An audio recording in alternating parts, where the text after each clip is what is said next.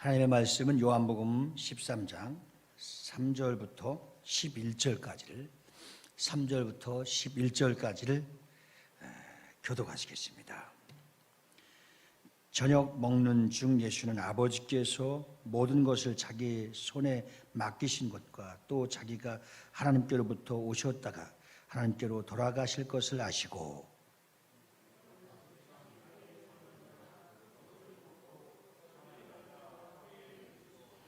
이에 대야에 물을 떠서 제자들의 발을 씻으시고 그 두르신 수건으로 닦기를 시작하여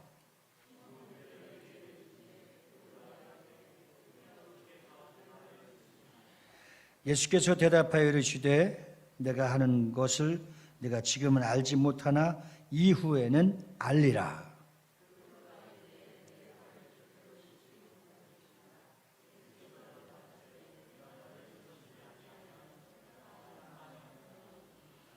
시몬 베드로가 이르되 주여 내 발뿐 아니라 손과 머리도 씻어 주옵소서.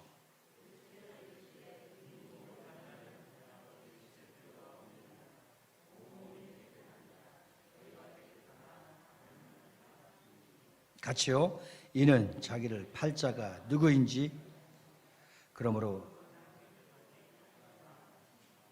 아멘. 15절 말씀 다 같이 15절 시작. 내가 너희에게 행한 것 같이 너희도 행하게 하려 본을 아멘.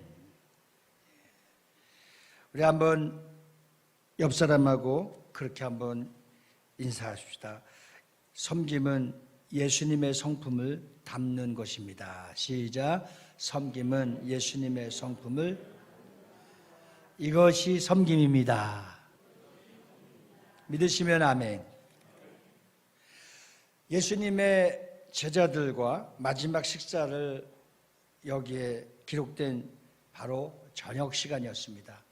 저녁 시간을 택한 이유는 좀 한가롭고 편안한 이 가족과 함께 할 수 있는, 여러분들이 가족과 함께 회식도 하고 좋은 시간을 갖는 것과 같이 예수님도 제자들과 아주 행복한 시간을 갖는 그러한 시간이라고 보아집니다. 예수님이 제자들의 발을 씻기면서 가르쳤던 교훈이 가장 중요한 초점이 포인트가 오늘 섬김입니다. 우리 따라 합시다. 섬김. 우리 마음속에 뇌에 각인을 시켜야 됩니다. 오늘 예수님이 제자들에게 행하실 일이 무엇입니까? 섬김입니다. 그 섬김의 표현이 발을 씻어주는 소위 세족식이라고 하는 그런 행위입니다. 그 예수님의 사랑의 본을 보여 섬김을 보여준 것이 결국 이 봉사, 소위 남을 위해서, 내가 사랑하는 제자들을 위해서, 나와 상관 있는 사람들을 위해서, 소위 가장 사랑하고 귀한 자들을 위해서 베푸른 그 섬김이 바로 세족식입니다. 우리가 올해 여름 수련을 가면은 밤에 집회를 하고 나서 꼭 세족식을 하려고 했는데 코로나로 인해서 우리가 사실 수련회를 할 수 없게 된 그러한 아쉬움이 분명히 있습니다. 그래서 예수님의 사랑의 본을 보인 섬김은 겸손과 섬김의 봉사가 소위 제자들의 발을 씻어준 행위입니다. 예수님과 제자들이 특별한 관계를 또한 누리는 것입니다. 그래서 베드로는 가장 수제자라고 하고 사랑을 받고 누가 봐도 예수님의 최고 가는 제자라고 한다면 베드로일 것입니다. 그런데 베드로는 미안한 마음이 있었는지, 아니면 찔리는 마음이 있었는지, 아니면 너무나 그 어르신께서 이런 일을 행하는 일에 대한 부담감이 있었는지, 그 겸손한 것인지 잘 분간이 안 가는지 내 발을 씻는 것은 사양이 있습니다. 근데 예수님이 오늘 이 말씀을 잘 여러분들이 되새김하면서 또 예수님과 우리와의 관계, 교회와 이 공동체의 지체와의 관계, 따라서 합시다. 그리스도는 비전교의 머리시오 그의 몸의 지체는 나이다. 이 관계를 알아야 돼, 관계. 그래서 예수님 분명히 그랬어요. 베드로가 이르되, 예수께서 대답하여 이르시되 내가 하는 것을 내가 지금 알지 못하나 이후에 나리라. 그죠? 제자들에게 베드로가 이르되 8절에 내 발을 절대로 씻지 못하리이다. 예수께서 대답하시되 내가 너를 씻어주지 아니하면 내가 나와 상관이 없느니라. 오늘 예수님과 상관이 있으려면 예수님의 섬김의 세족에 동참해야 되는 것 같이, 오늘 여러분과 주님과 여러분과 우리와의 관계가 확실하게 형성되어서 그분은 왕이시고 우리는 자녀인데 그 왕의 권세를 통하여 우리에게 행하시고자 하는 이 세족식에 순종하는 것도 역시 섬김의 본을 보이신 주님의 성품을 닮아가는 것입니다. 오늘 진정한 섬김은 예수님이 제자들의 발을 씻기는 세족식은 누구든지 다른 사람들의 발을 씻겨줄 수 있는 우리에게 또 하나의 미션을 삼아주신 겁니다. 천한 일에도 또 사람의 체면으로 생각하지 않고 섬김과 사랑과 겸손을 주고자 하는 교훈을 우리에게 직접 보여주신 겁니다. 그래서 13장 34절에 보면 우리가 사랑받은 것 같이 서로 사랑하라. 이 서로 사랑이라고 하는 연합체를 주신 겁니다. 그 연합체를 통해서 하나로 일치되게 하신 겁니다. 주님과 상관 있는 제자들은 발을 씻음을 받고, 그래서 또 이 철딱송이가 없는지 베드로는 머리도 감겨주시고 몸도 목욕시켜달라고 그랬죠. 그러나 우리는 죄사함을 받아서 한번 구원을 받았으면 주님 오시는 그날까지 구원이 왔다 갔다 출장 다니는 것이 아니라, 때로는 세상에 가면 없는 것이 아니라 그 구원, 천국은 우리 마음에 주신 것입니다.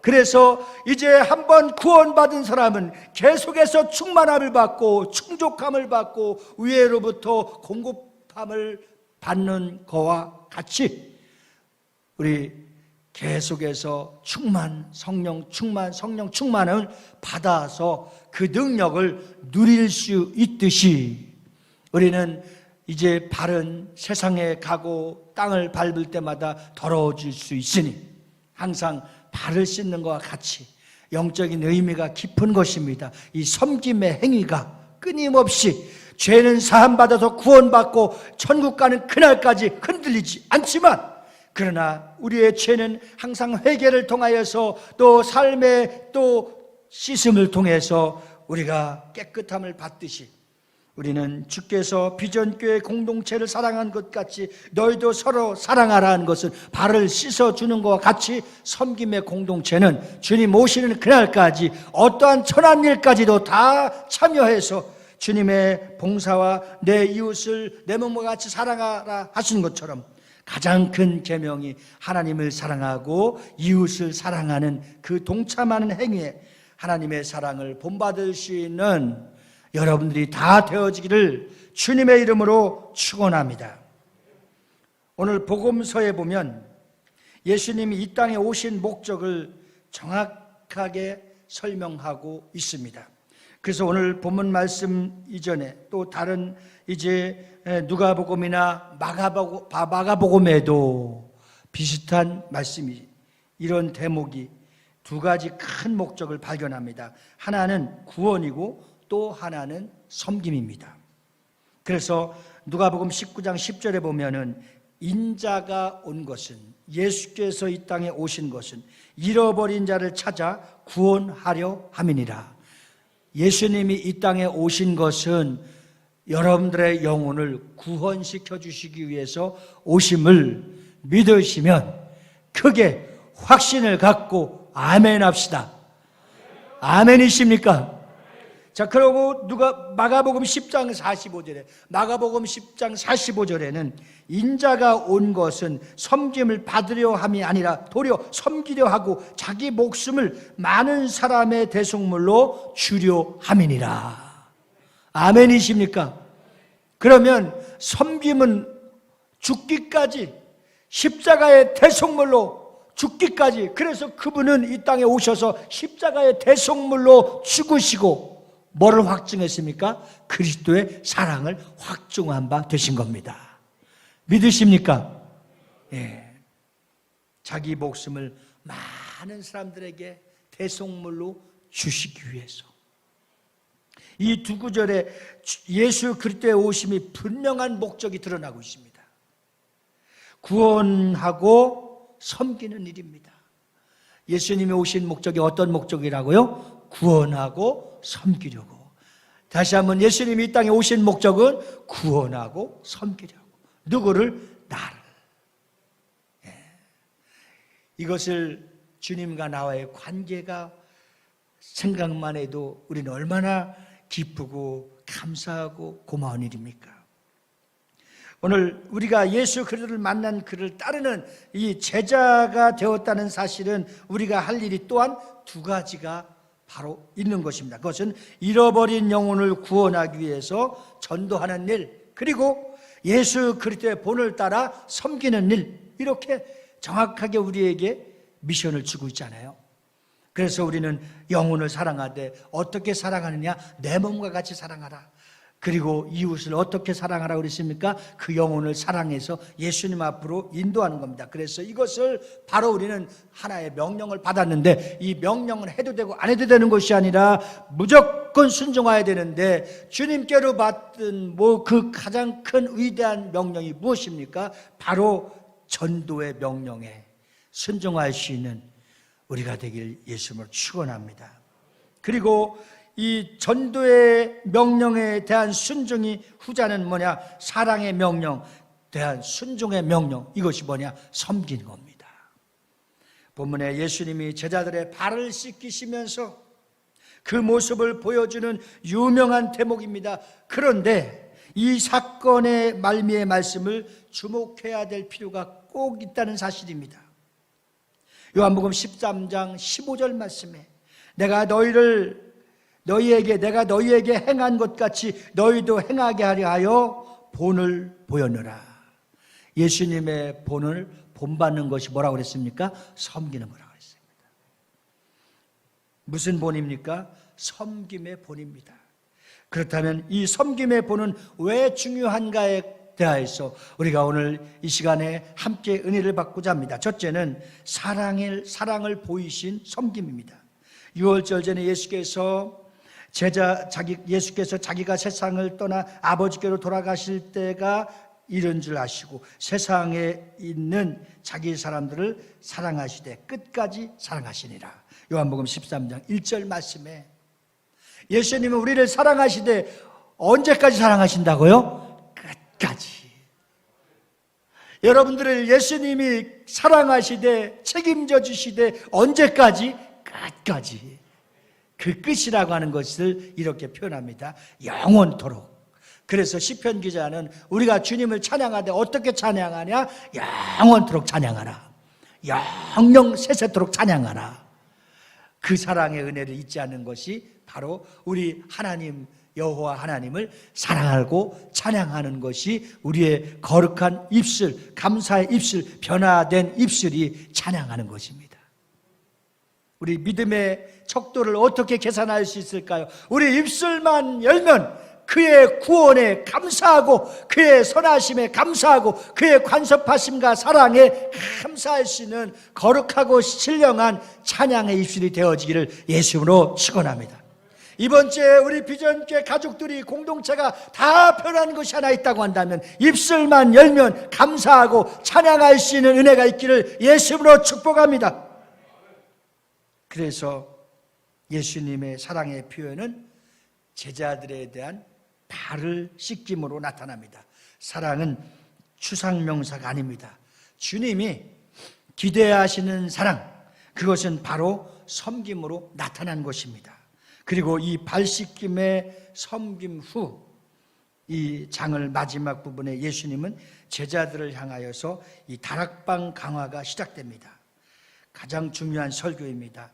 중요한 레슨이 어떻게 시작되는지를 오늘 본문 요한복음 13장 34절 35절 말씀을 보십시오.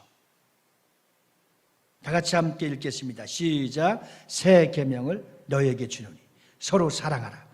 내가 너희를 사랑한 것 같이 너희도 서로 사랑하라. 너희가 서로 사랑하면 이로써 모든 사람이 너희가 내 제자인 줄 알리라. 우리 실천적 사랑의 행위를 가르쳐주고 있습니다. 너희가 기도를 많이 하면 혹은 성경을 많이 암송하면 또 많은 역사를 알고 있는 것을 통해서 예수님은 제자라고 말하지 않았습니다. 서로 사랑하는 자가, 이 사랑은 어떤 사랑입니까? 조건 없는 사랑.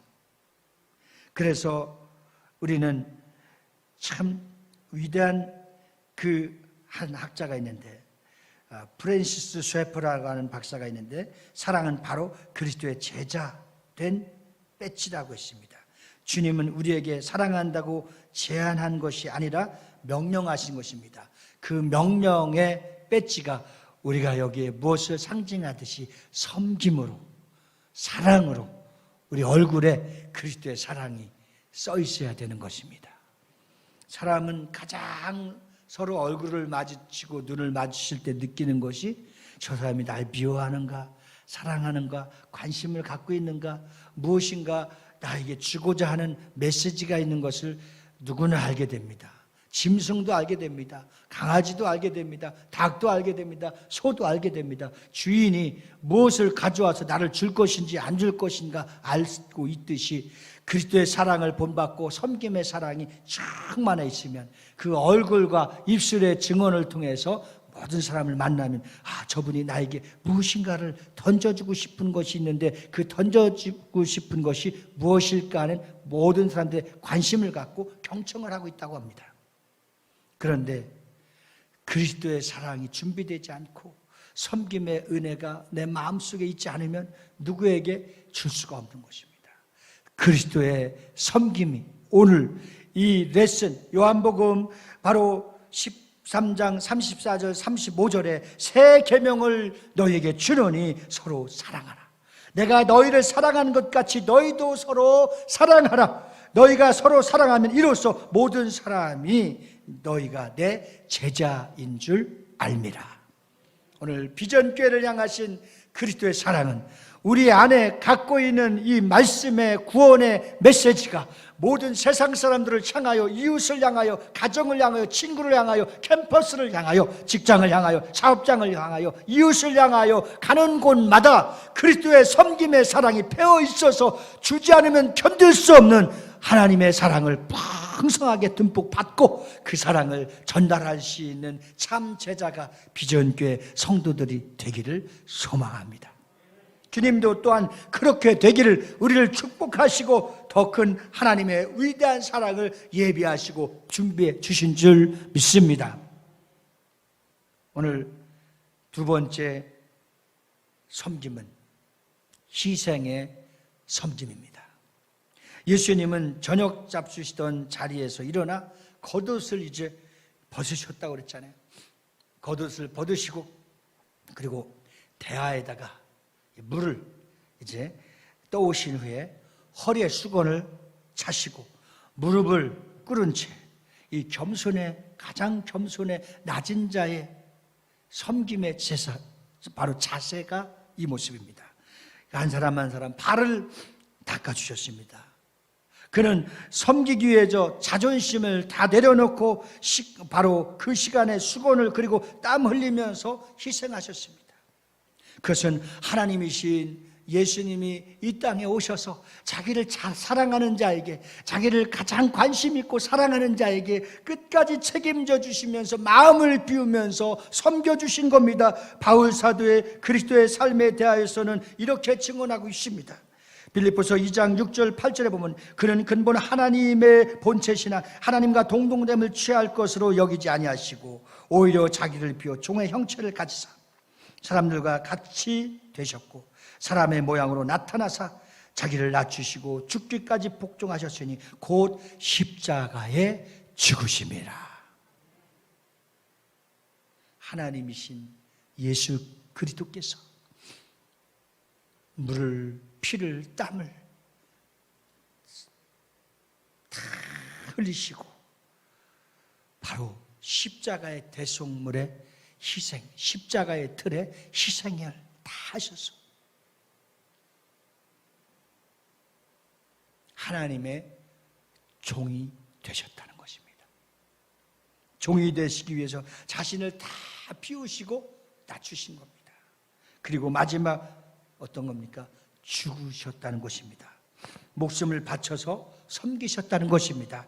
이것이 바로 하나님이신 예수님이 보여주신 종의 도리요 섬김의 삶이었습니다. 한마디로 희생의 제물, 희생의 삶이었습니다. 오늘 희생만이 위대한 열매를 맺을 수가 있다는 사실의 진리를 꼭 기억하시기를 예수 이름으로 축원합니다. 우리 한번 따라합시다. 희생의 열매만이, 오른손을 가슴에 얹고 희생의 열매만이 거둘 수 있는 열매가 보이는 것입니다. 여러분들의 희생을 통해서, 어떤 사람은 한 희생을 통해서 하나님의 교회를 세우는 일을 하고, 어떤 사람은 자기 자신이 애지중지하며 또는 그 큰 고생을 다하며 정말 배고픔과 서름과 고생을 다하며 그 상처 속에 받아지고 얻어진 그 대가를 통해서 다 희생해서 선교하고 선교사들을 파송하는 사람도 있습니다. 이 위대한 무명의 희생들로 말미암아 전 세계 8, 90억 되는 영혼들을 살리는 일에 하나님은 관심을 갖고 그 섬김의 그 희생의 씨앗을 통해서 지금도 전 지구촌에서 영혼이 새 생명이 살아나고 죽어가는 영혼들을 살리는 놀라운 기적과 같은 열매를 거두고 계십니다. 그 일에 우리 모두가 남은 생애에 아름답게 쓰임받을 수 있기를 주님의 이름으로 축복합니다. 요한복음 12장 24절에서 예수님의 말씀은 이렇습니다. 내가 진실로 진실로 너에게 이르노니 한 알의 밀이 땅에 떨어져 죽지 아니하면 한 알 그대로 있고 죽으면 많은 열매를 맺느니라. 우리 옆 사람을 바라보면서 당신이 희생의 제물이 되어야 될 것입니다.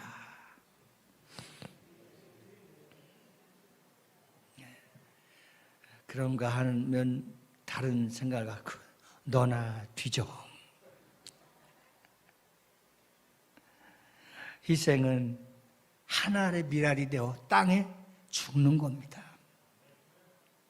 우리 비전교회를 향하여 어느 누군가 희생하면 우리 비전교회 위대한 하나님이 주신 지상 명령이 세계 땅끝까지 21세기 세계를 선교하라고 축복하신 꿈이 반드시 이루어질 줄 믿습니다. 우리가 하지 못해도 그 일을 할 수 있는 사람을 주님은 분명히 예배해 놓아주셨다는 사실을 기억하시면서 쉬지 않고 기도할 수 있기를 바라는 것입니다.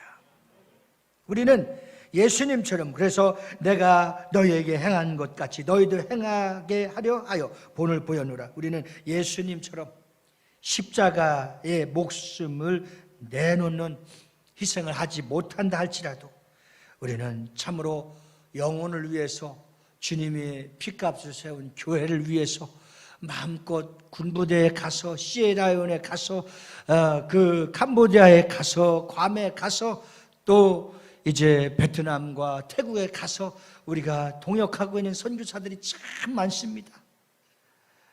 그 선교사들을 감당해주고 우리는 총을 지원해주고 폭탄도 지원해주고 복음의 핵심을 뿌릴 수 있는 핵무기도 지원해줘서 그들은 최전방에 가서 열심히 싸워서 돌아오지 않고 계속 싸워서 이 복음이 막힌 곳에도 뚫려지게 하시고 또 죽은 영혼들이 새 생명의 희생을 통해서 살아나게 하는 그런 역할을 잘 감당하는 비전교회가 되기를 희망합니다. 그래서 우리는 예수님처럼 십자가의 목숨을 내놓는 희생을 통하여 본받은 것처럼 우리도 그 섬김의 희생이 필요한 겁니다. 아름다운 희생입니다. 거룩한 희생입니다. 행복한 희생입니다. 오늘 우리는 그래서 죽어야 되는 겁니다. 마지막 예수님이 가장 멋진 섬김은 어떤 것이냐? 나눔의 섬김입니다. 예수님이 제자들의 발을 씻기신 후에 이제 14절의 말씀에 보면 잘 한번 기억해 보십시오. 오늘 본문의 14절 말씀, 내가 주와 또는 선생이 되어 너희 발을 씻었으니 너희도 서로 발을 씻어주는 것이 옳으니라. 자, 이제는 발을 어떻게 씻어준다? 서로 씻어준다. 서로 섬겨준다. 서로를 높여준다는 것입니다. 오늘 비도 오고 밥도 못 먹고 그러는데 대야 갖다 놓고 서로 발이나 씻어줄까요?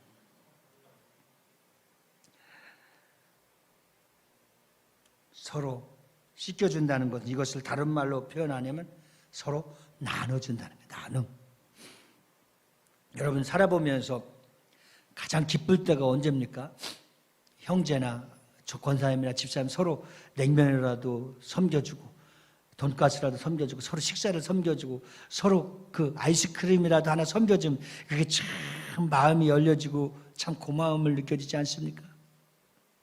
이렇게 서로가 힘들고 어렵다고 할 때 전화 한 통이나 좋은 영상이나 메시지를 통해서 또 좋은 성화나 그림을 통해서 여러분들이 이 나눠줄 수 있는 SNS를 통해서도 나눠줄 수 있는 그런 기회를 가져지면 저분이 나를 정말 사랑하는구나. 저분이 나에 대해서 참 관심을 갖고 있구나. 내가 힘들고 어려울 때 이 말씀을 붙들고 저가 나눠주는 그 기부의 기쁨의 선한 일을 통해서 힘을 얻고 용기를 얻고 감사해서 그도 또 참 기쁨을 표현하는 것과 같이 이것을 큰 것으로 생각하지 않고 작은 것 하나까지도 우리 한국의 속담에 콩 한쪽이라도 나눠 가지면 기쁨이 있는 것처럼 이 복음은 나눠주고 복음은 심으면 30배, 60배, 100배를 거둬주는 놀라운 열매가 있게 되는 것입니다.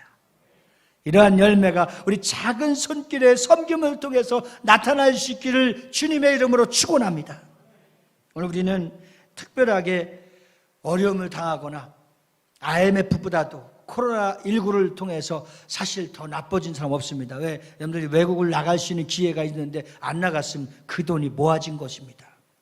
그리고 누군가가 여기에 정말 코로나19나 IMF부터 망했거나 패했거나 실패한 사람이 우리 한 사람도 없습니다. 그러면 더 나쁘진 않은 겁니다. 감사하시기 바랍니다. 감사하시길 바랍니다. 오늘 가장 큰 구원받은 자의 은혜는 기부, 연보, 섬김, 헌금인 겁니다. 무엇으로 주님 앞에 표현하겠습니까? 오늘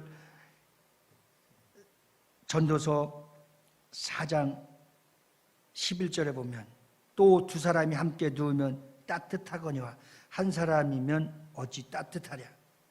우리는 합력하는 것, 이 공동체가 서로 합력하는 것, 그래서 합력하여 선을 이루는 작품이 전도가 되고 하나님의 교회가 세워지는 역사가 후반기에 우리 재직들을 통해서 강력하게 나타나기를 주의 이름으로 축원합니다. 우리 김용성 목사님을 통하여서 군대 법원리에 세워진 그 교회가 날로 부흥되고 군부대의 교회가 세워지는 역사가 일어날 걸 믿고 축복합니다. 사랑하는 성도 여러분, 마가도냐의 교회 성도들이 보여준 나눔의 본을 기억해 봅니다. 그들은 예루살렘 지역 성도들이 기근으로 고생하는 소식을 듣고 그들을 향하여서 이런 기부를 했습니다. 고린도후서 8장 2절에 보면 환난의 많은 시련 가운데서 그들의 넘치는 기쁨과 극심한 가난이 그들의 풍성한 연부를 넘치도록 하게 하셨느니라. 그들 자신이 환난과 많은 시련, 극심한 가난을 겪으면서도 그들이 넘치는 기쁨으로 풍성한 연보를 기부할 수 있었던 것이 무엇입니까? 희생입니다. 나눔입니다. 주님이 이 땅에 오셔서 피 한 방울 남기지 않고 완전히 다 드린 것입니다. 이것이 헌신인 겁니다. 우리가 헌신이라고 하는 것이 사회나 보고 찬송인도나 하고 기도나 하고 성경 봉독이나 하는 행사가 아닌 겁니다.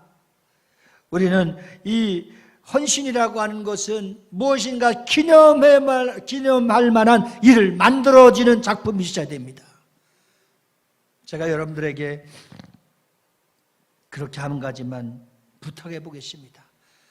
저는 어느 강사를 통해서 우리 교회에 오는 누구를 통해서 무엇이 만들어지는 것이 아니라 담임 목사의 목회와 우리의 고충과 우리의 어려움과 우리의 기도거리를 통해서 우리가 우리의 길을 비전교회 문제는 비전교회 문제를 비전교회가 감당해야 될 일은 비전교회 성도들이 감당하고 재직들이 감당했으면 좋겠습니다.